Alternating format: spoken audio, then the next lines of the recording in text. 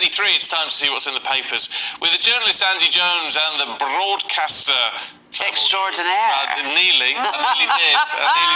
I'll push you to it. All right, you will next time. Andy, let's have a look at the Telegraph, looking at Ukraine 2 years on. Telegraph reporting from the front line in Avdiivka, where Putin has just made recent gains. Ukraine soldiers saying we can't fight. They're saying that they've got the Russians in their sights.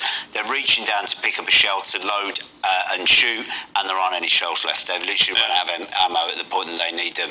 Putin's been celebrating the gains in Avdiivka, where it has to be pointed out that he's lost 20,000 men to gain a town that only has 30,000 people, so it doesn't really seem like much of a gain to me. But the Ukrainian soldiers saying they need Western support.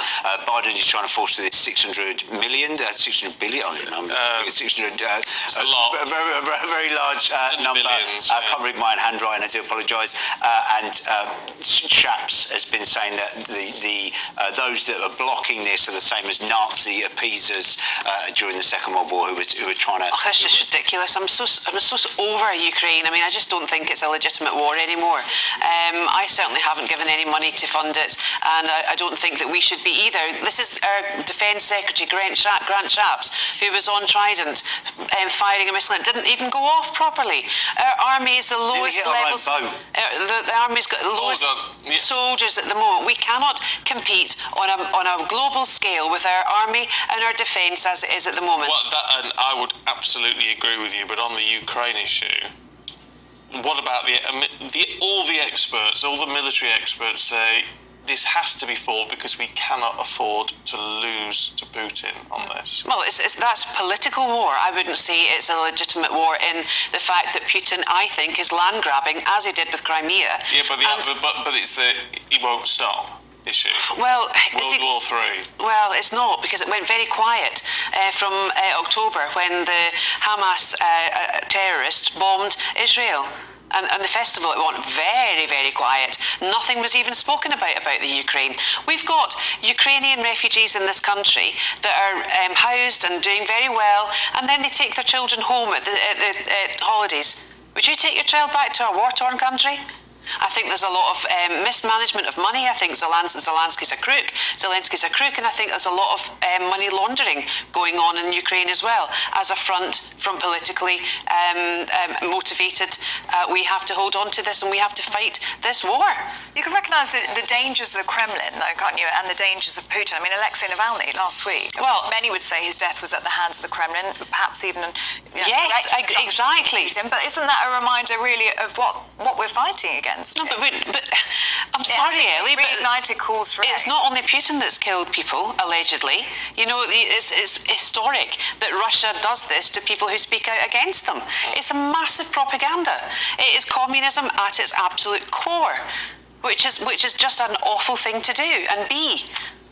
So if we don't at least provide a response now, it'll be Finland next, or it'll be another nation next, won't it? I mean, I don't think it will, Andy. I mean, but there's think, and then there's if you happen to be wrong, then it's far too late to act. And Putin has made the point, which is exactly what you're saying, is that Britain doesn't have the West doesn't have an appetite for this conflict, and so he's prepared to just have a slow, grinding war and wait out our patience, which is obviously working with yourself. Yeah.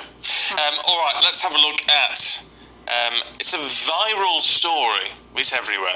Odysseus, Andy, which is the first time a US craft has touched down on the moon in more than 50 years.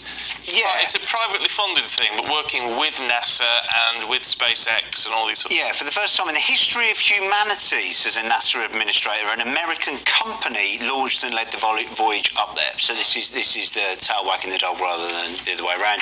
But this is Odysseus. It has returned to the moon for the first time in more than half a century, and it has landed on there, and it's going to have a look, and it's going to take some pictures, and that's basically what it's doing. Well, it's doing a lot of experiments. There's loads of experiments on board. Yeah, NASA spent $100 million to put its experiments on board as part of a program which could eventually see astronauts return to the moon later in the decade. Yeah. Are you impressed by this, Claire? Well, No, okay. But the next you, story. Stephen? 100 million on some other things. Yeah, no, it's very important. You'd be more impressed if there was aliens or something, because you're quite into Star Trek and everything, aren't that you? sort of thing, yeah. he But loves this is Yeah, really, you do. This is really important. But do you know the last time there was a US craft made in a similar descent? It was the year I was born. Do you know what year that was? 1942. Don't be rude. come on. 97, I think. Yeah. 1972. Yeah. That was it. There you go. Sorry, I'm in a bit of a cheeky mood now, but no, you can take it. It's fine. In fact, I think this is very important. We need to start getting You're excited back by it, on the aren't you? moon. We do, yeah. We need to it's sort things out down here. I don't know about going up there. Well, that's the Nothing argument, useful isn't up there. brilliant. Yeah, but do you know how much stuff that benefits the planet Earth is developed through what we do up in space? I don't know. Well, Really? I mean, ABS brakes, for one. How many people has that saved over the years? Really? That was all developed because of the space program. So, I mean, that's just one Yeah, very but simple the example. microwave was invented because of scientists in World War II. Do you know what that is? And I wouldn't want to have another. microwave? War just so I could have a better microwave, right? No, but it's different. I mean, don't forget. At some point, we have to leave this planet. I mean, Do we? Oh, not within our I'm life. leaving it in a box. Not within our lifetimes. It'll be thousands of years hence. But whatever happens to the environment, the sun's going to blow us up at some point in the future anyway. yeah. So we've got to leave this planet at some point if we want to exist. He wants to find us a new home. That's what's important. Property might be cheaper Misery up there. guts a lot. Plenty of Yeah. room. So, It's very, very exciting and excellent news. Get off.